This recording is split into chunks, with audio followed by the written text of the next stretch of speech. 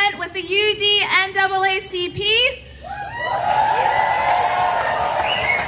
This is Corey Gordon, their president. They have a table outside the gates. Please stop by their table and say hi. We are very happy to have them here. So we are here today, the 5th anniversary of John Lewis's passing, to honor the civil rights leaders of the past and to pave way for the next generation of civil rights leaders in the future. We are here to show our fellow Americans what a true democracy looks like. Show me what democracy looks like. Show me what democracy looks like. Show me what democracy looks like. Today we rise to take a stand against the most brazen civil rights rollbacks we've seen in generations, a stand against the most relentless attacks on our freedoms, on our bodies, our voices, and our right to be heard. A stand against authoritarianism in all its forms, and a stand for something bigger, for justice, for equality, and for a democracy that serves us all. We are here because silence is not an option, because history is watching, and because the power to protect our future is in our hands right here, right now. We know that no one is coming to save us. Not the courts, not our elected officials. Only we can save our country. We are the ones we've been waiting for. And it's because we, the people, have the power. That's right, the people have the power. Who has the power? The people have the power. Who has the power? The people have the power. Who has the power? The people have the power. I am so impressed by all of you here today showing up on a Thursday night in just awful heat and humidity. We are dedicated, as you can tell by the fact they're willing to be here and sweat it out. Thank you. We have some amazing speakers today who will speak for around 5 minutes each. Then I'll be back up to start the march. First, a few logistics. We have a large group of volunteers all in these bright yellow vests.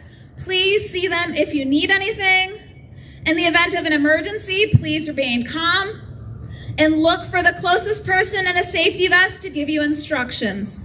There are 4 exits to this space, of course, the gates that most of you know about. There are also 2 stairs off to that side and an exit back here off to the side here. There are no exits in that direction, right? So if we do have to vacate, a storm rolls through or something, do not go over there. It's completely fenced off. Stick with the buddy throughout the event, ignore any disruptors, and just keep on walking.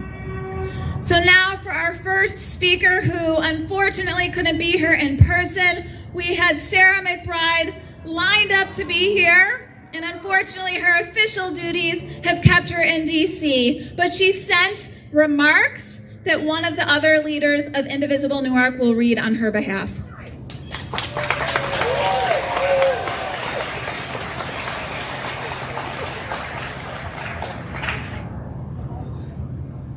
Okay, I can't do Congresswoman McBride's oratory skills justice here, but please think of her as I read this.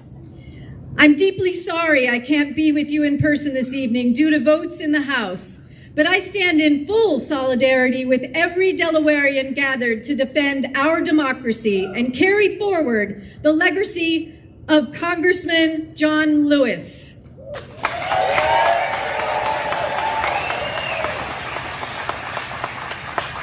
On this anniversary of his passing, we are reminded that the fight for justice, for dignity, and for the right to vote is far from over. Congressman Lewis taught us that democracy is not a state, it's an act. And right now, the Trump administration is launching one of the most sweeping attacks on civil rights in a generation. From voter suppression laws, like the so-called SAVE Act, to assaults on free speech, to the erosion of essential services, this moment demands that we meet power with people.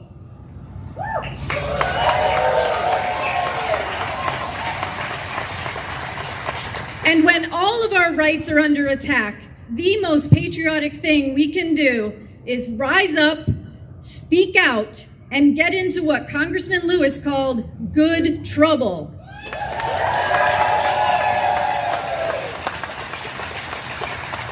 Thank you for showing up.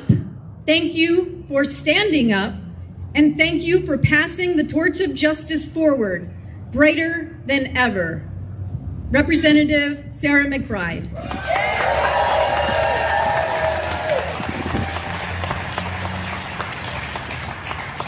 All right, our next speaker here is Representative Kendra Johnson.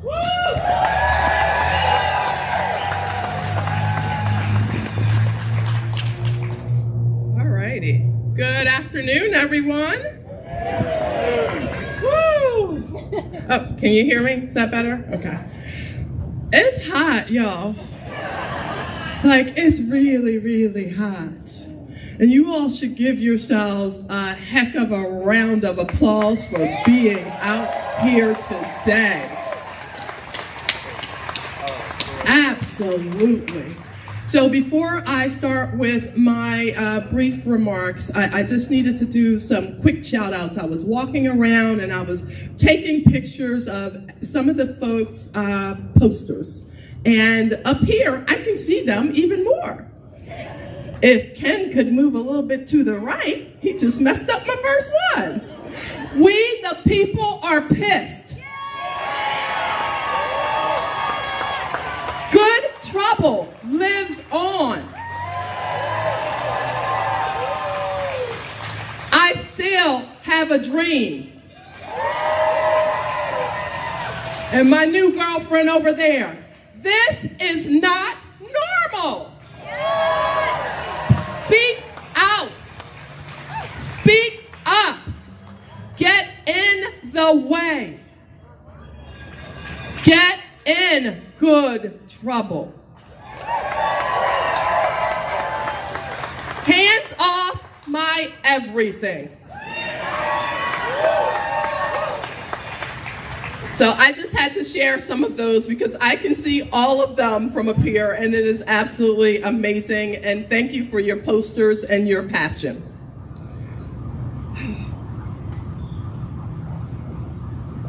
I am absolutely honored to be here this evening.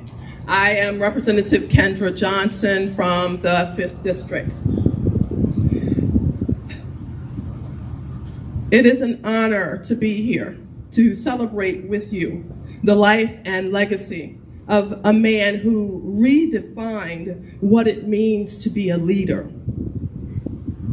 Although he lived through some of our country's most horrific atrocities, that was not enough for him to say, I'm going to stop.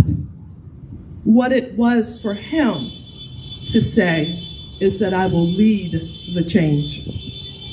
John Lewis lived a life of service that should be an inspiration for every single one of us to use our power to shape the world that we want to live in.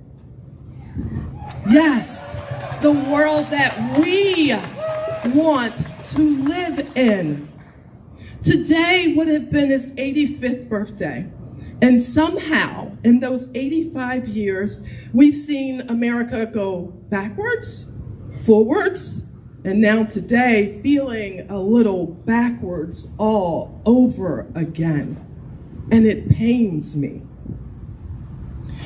In the earliest days of John Lewis's life, he lived through segregation. We can all agree that those were horrible times and left an ugly stain on our country's history. Today, the unfortunate thing is that we have somehow forgotten that the 60s, the 50s, the 70s weren't so long ago. And for far too many of us, it seems like we've fallen back to that place.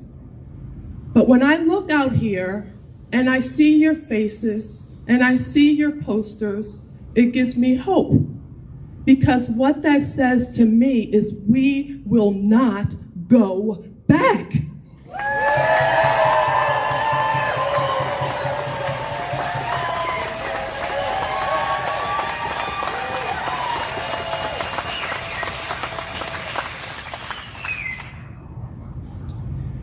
Unfortunately, some of the things that we are experiencing as it relates to this current administration shouldn't be a shocker to too many of us, but it is. It seems that today, in 2025, some have traded in internment camps. Remember Japanese internment camps, not very long ago, for the Alcatraz camps, and that is wrong. They've traded in their white coats for MAGA hats and replaced their pitchforks with cell phones.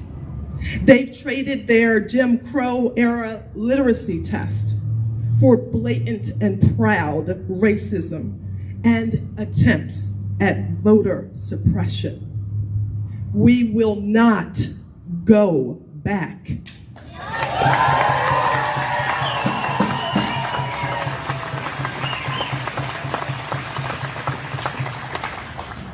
Our American history, while it is painful, it is still our history.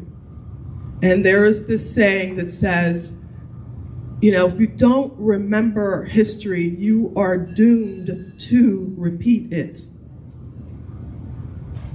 We must learn and never forget so that we will not repeat the atrocities of the past, and we will not forget how far we've come together as a people.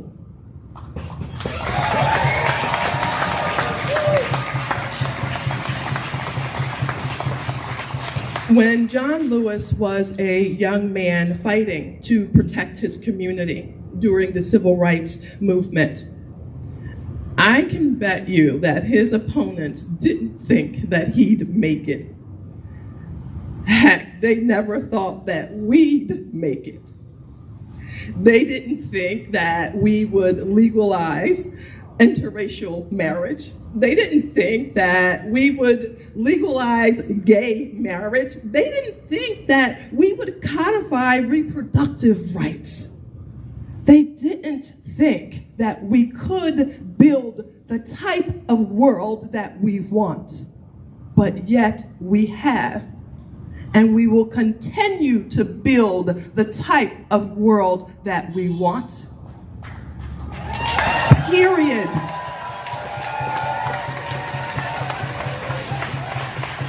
Your presence here today says just that. We will build the type of world that we want. Because the people truly do have the power. And don't you ever forget that. Even during these unsettling times, even when you want to cry, when you're mad, you're sad, you're scared, don't forget, we the people. And if we can continue to come together like this in unity for what is best for our brothers and sisters, we can and we will create the type of world we want for ourselves, for our children, for future generations, for our brothers and sisters who may not look like us, love like us or pray like us, but we're all in this together.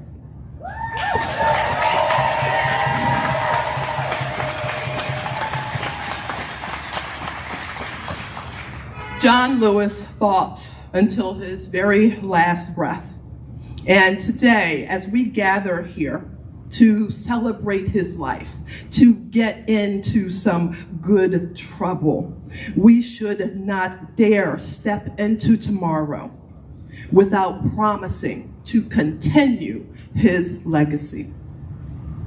He gave so much, and may his memory be a blessing to us all and a reminder that we ought to commit to ourselves, our brothers and our sisters, for better outcomes, for love and peace and equity for everyone.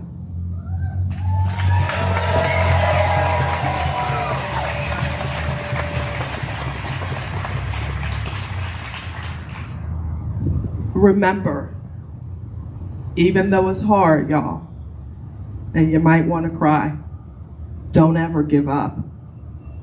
Grab your sister or your brother's hand and say, we're going to do this together, and we're going to keep fighting, because we have to. We have to.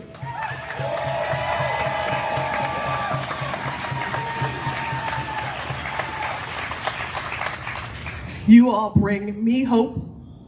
Thank you for being here. Thank you for giving me the opportunity to share a few words with you this evening.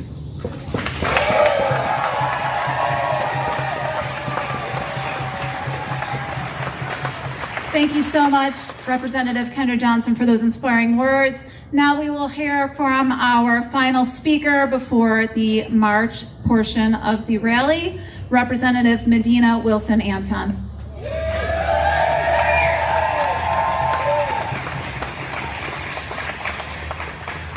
How you guys feeling?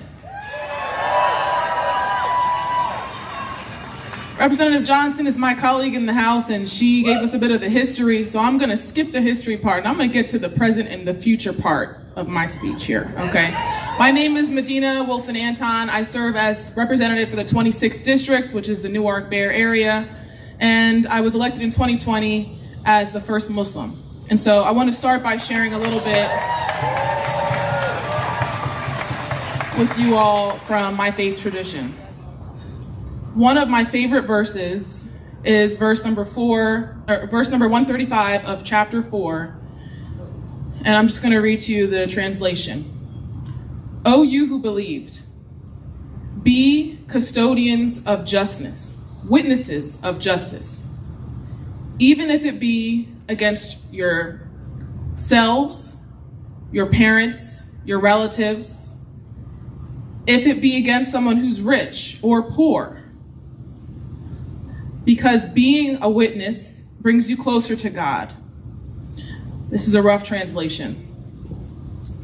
I share that with you because I think it's an important reminder for all of us. I can tell you in times like this, it's very easy to point and say someone is the one who's doing the wrong thing. At this time, I would encourage all of us to look inwards. What are we doing that is not just? This might be a little bit tricky. I might get myself into a little bit of good trouble right now because I'm going to say some things that might not be comfortable to hear. Okay, now coming out to an event like this, I'd say this is good trouble. Getting into it in the comments section on Facebook, I wouldn't classify that as good trouble. Now, if you think you're educating someone and they're open to hearing from you, sure. But what I've been seeing a lot of lately is a lot of finger pointing at people who are starting to come around. My ask of each and every one of you is when you see someone who's realizing that they made a mistake in November, let them realize it and welcome them with grace.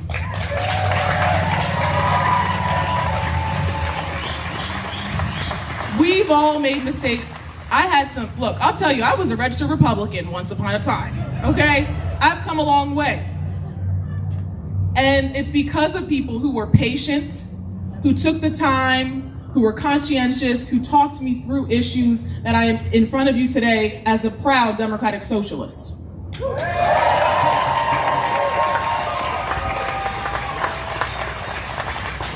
Now, when we think about that verse I started with, I think about those that are closest to me in the political space, and that is the Democrats. And I have often found myself in the last 5 years pointing out injustices that my party is partaking in. And I can tell you, when I get into that trouble, it is not comfortable. I like people to like me. I don't know about you guys. I like to be liked. I like to walk into a room and people wave at me and say, "Hey, Medina, it's nice to see you, Medina." And I can tell you over the last few months, I walk into those rooms and people give me the cold shoulder. People avoid eye contact. I hear the whispers. But I'm reminded of the verse I started with. My faith teaches me to speak up when I see an injustice, no matter who is perpetrating it. You might be able to see my shirt. I saw some folks in the crowd with signs similar to this. I was out here with you guys years ago under the first Trump administration. And then there were folks who went home once Biden got elected, even though we were still putting kids in cages. My ask to each and every one of you, and it's a tough one, we're gonna get through Trump. We're gonna get through this administration.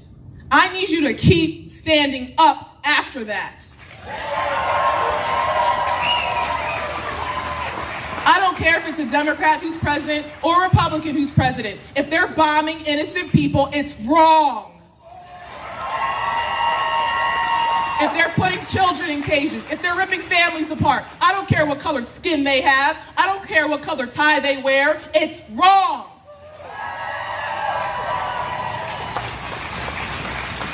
I'm gonna say something else that's a little controversial. All right? You guys don't like it, that's all right. You know, I won't be here all day. I am a comedian. We like to say, I'm here all week, but I won't bore you, right, if you don't agree. But this is my take. I think that we need to do a better job as Democrats speaking to the issues that matter to the everyday person. And it's very important as we look into the future that we not replicate those same mistakes. When we put forward a candidate who the regular everyday person thinks is not fit to serve in the role, and we ignore everyone who's saying he seems too old, he seems like he's not with it, and we wait and we keep pushing forward with the status quo until everyone sees a debate live, we're shooting ourselves in the feet.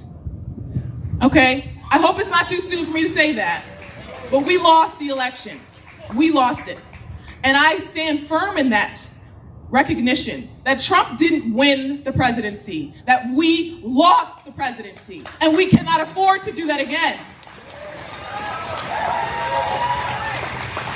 My ask of each and every one of you that's out here in this heat, some of you smarter and in the shade, my ask is that you not stop your activism when we finish this march today. I ask that you get involved in your local community-led organizations that are doing amazing work despite the circumstances. If you are not a part of a faith community, if you are not part of your local Democratic organization or whatever party's organization doing important work in your neighborhoods, I ask you to, when you get in the car after this march, start Googling. Figure out where you can lend your skill set. I can tell you, I get on these meetings and it's like 6 or 7 of us. If every person in this green right now joined one of those organizations, it would do a world of difference. And I can tell you, there are organizations like the Food Bank that are struggling right now. They need your donations. They need you to work together, do that mutual aid, get your neighbors doing a food drive. If you've got enough to give to someone else, people need your assistance right now. It can be very demoralizing to look to the top and see a lack of leadership. It's in moments like this that we need to step up in our everyday lives and help the person next to us. I'm gonna give you another unpopular way to do it.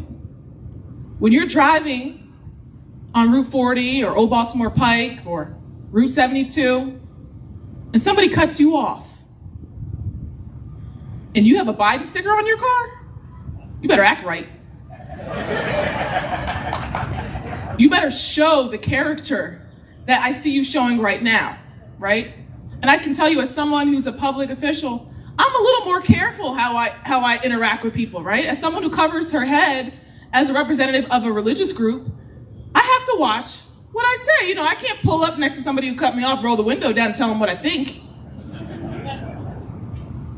And think about, in those moments, when it's easy to snap, when it's easy to go low, think about empathy. Think about modeling that character that we would love to see modeled from the Commander-in-Chief. Because I can tell you, I'm getting frustrated seeing people that supposedly agree with me with some of the worst character in their day-to-day lives. It doesn't help any of us. So, okay, that's a little controversial. What else do I got here? Let's see.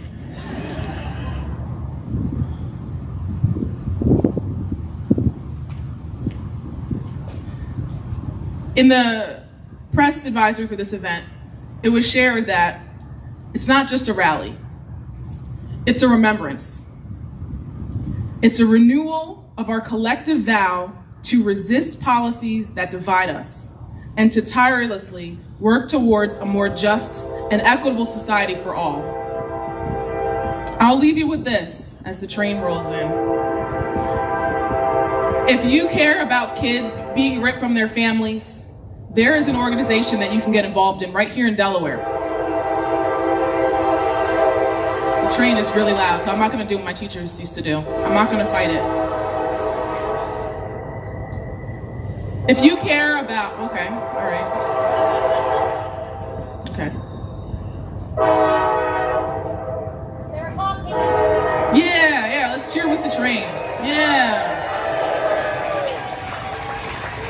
All right, okay, cool. I had history class in one of those rooms, right next to the train, and it's like clockwork. So I'll leave you with this. If you care about families being ripped apart, do your part in Delaware, in Newark, in Bear, in Pike Creek to keep families together. There are families that are looking for lawyers. There are families that need funds so they can afford a lawyer. Get involved. Every family that you assist, it's changing the world. No good deed like that is too small. Yes.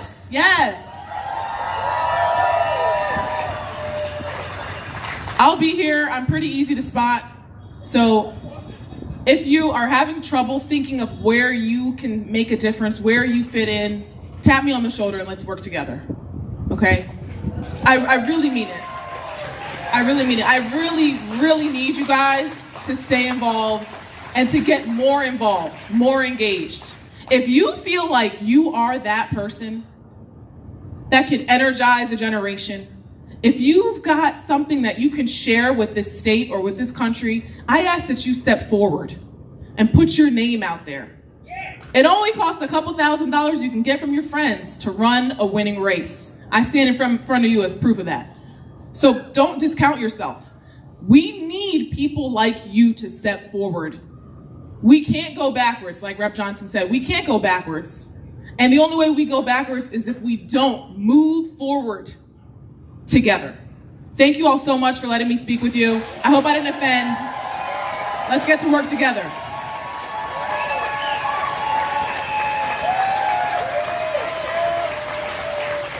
Thank you so much, Representative Medina Wilson. Anton,